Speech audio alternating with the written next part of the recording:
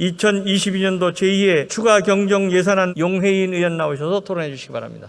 네, 존경하는 박병석 의장님과 선배 동료 의원 여러분, 기본소득당 용혜인 의원입니다. 두 가지 질문을 드리겠습니다. 53조 원의 초과 세수가 확인되지 않았다면 이번 추경의 모습은 어떻게 달랐을까요? 지난 1월 대규모 초과 세수가 예측되었다면 지난 1차 추경은 어떻게 달랐을까요? 하늘에서 돈이 떨어진 것처럼 대규모 초과 세수가 주어지지 않았다면 이번 추경은 1차 추경의 규모를 벗어나기 어려웠을 겁니다. 더 중요한 질문은 두 번째 것입니다. 1차 추경 편성 즈음에 초과 세수가 확인되었었다면 당시 국민들의 고통과 정치적 요구에 따라서 1차 추경에서 그게 아니더라도 곧바로 2차 추경을 통해서 아마도 대선 전에 이번 규모와 비슷한 수준의 추경안이 편성되어서 집행될 수 있었을 것입니다. 기재부의 초과 세수 발생 인지 여부, 인지 시점, 국회와 정치적 공론장에 보고한 시점 하나하나가 국회의 예산안 심의권에 중대한 영향을 미칠 수밖에 없습니다. 저 용혜인은 53조 원 초과 세수 발생이 세상에 알려지자마자 이 사태를 재정 쿠데타라는 용어로 정의했습니다. 기재부는 아무리 늦어도 올해 1, 2월 시점에는 대규모 초과 세수의 발생을 인식했었어야 합니다. 세수 예측에 큰 영향을 미치는 또 다른 변수인 수출액 증가 역시 지난해 수출 실적의 대폭 증가를 통해서 올해 세수 예측에 반영되었었어야 합니다. 재정 쿠데타는 제가 만든 말도 아닙니다. 이번에 처음 등장한 말도 아닙니다. 다시 말해서 이 용어는 재정에 관한 국민의 일반 의지를 대표하는 국회가 평소에도 온전한 주권자가 아니라는 고백과 개탄의 의미를 담고 있습니다. 이 사태에 대해서 추경 이후에 국정조사가 여야 간의 합의가 되었었어야 합니다. 그러나 제1야당조차도 기재부 장관에게 호통 몇 번 치는 것으로 넘어간 상태입니다. 이번 2차 추경은 재정에 관해 국민으로부터 위임받은 권한조차 제대로 행사하지 못하는 국회의 부끄러운 모습입니다. 국회의 예산 심의권을 제약하고 왜곡하는 재정 쿠데타는 호통 몇 번으로 끝날 것이 아니라 진압해야 할 사태입니다. 또한 이번 2차 추경에도 국가부채에 대한 강박이 담겨 있습니다. 9조 원을 국가부채 상한으로 계획했습니다. 추경호 장관은 2021년 예산에 대한 결산 이후에 예상되는 순세계 잉여금의 일부까지 포함해서 총 12조 원의 부채 상한 계획을 구상 중이라고 당당히 밝혔습니다. GDP 대비 50%대에 이르는 국가부채율을 49%대로 낮추겠다는 계획이었습니다.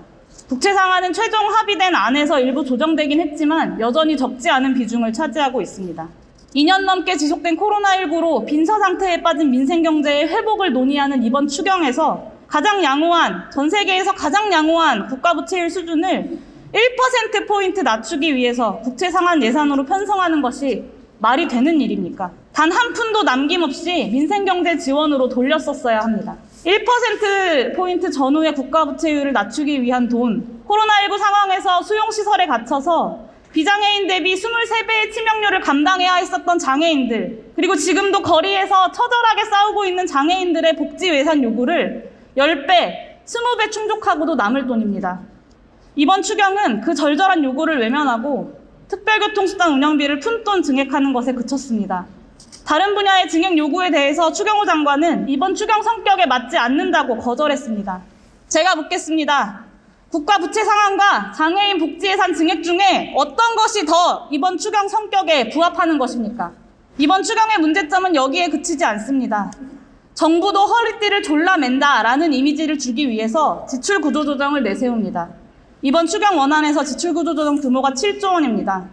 그런데 이 7조 원 중에서 재정 비효율적이거나 정책적으로 불필요한 사업을 없애거나 축소한 진짜 지출 구조 조정이 얼마나 됩니까?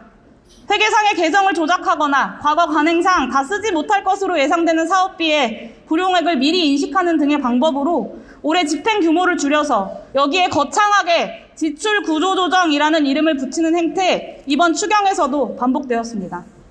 마지막으로 우리 국민들이 느끼는 물가 고통 이야기를 하지 않을 수가 없습니다. 임대료 등의 주거비 부담이 과소 반영되는 우리나라의 소비자 물가지수로는 국민들이 체감하는 물가 고통의 절반도 표현하기 어렵습니다.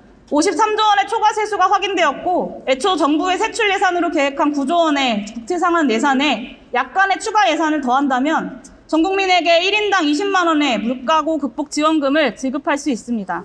대규모 재정을 풀면 물가가 더 오를 것이라는 반론도 있습니다. 현재의 고물가는 통화량 증가가 아니라 원유가 상승, 러시아 우크라이나 전쟁 등 공급 요인이 주도하고 있는 상황인 거 다들 아시지 않습니까? 또한 기준금리의 추가 인상 가능성이 높고 이는 서민들의 부채 상환 고통을 가중시킬 것입니다. 물론 이미 여야가 합의했고 표결 통과만을 앞둔 이번 추경에 물가고 극복 지원금을 반영할 수는 없을 것입니다. 이번 추경을 끝으로 코로나19 재정 지원을 털어버리고자 하는 재정 당국의 희망은 다시 커다란 도전에 직면할 가능성이 높습니다.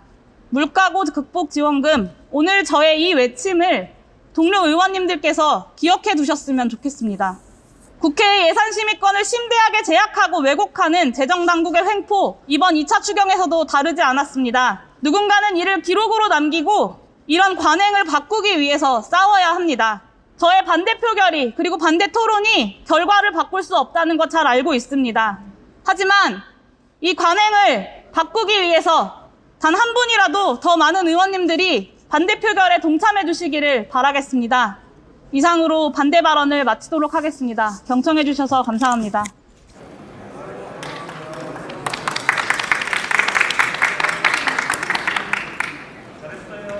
예, 용혜인 의원 수고하셨습니다. 이상으로 토론을 종결할 것을 선포합니다.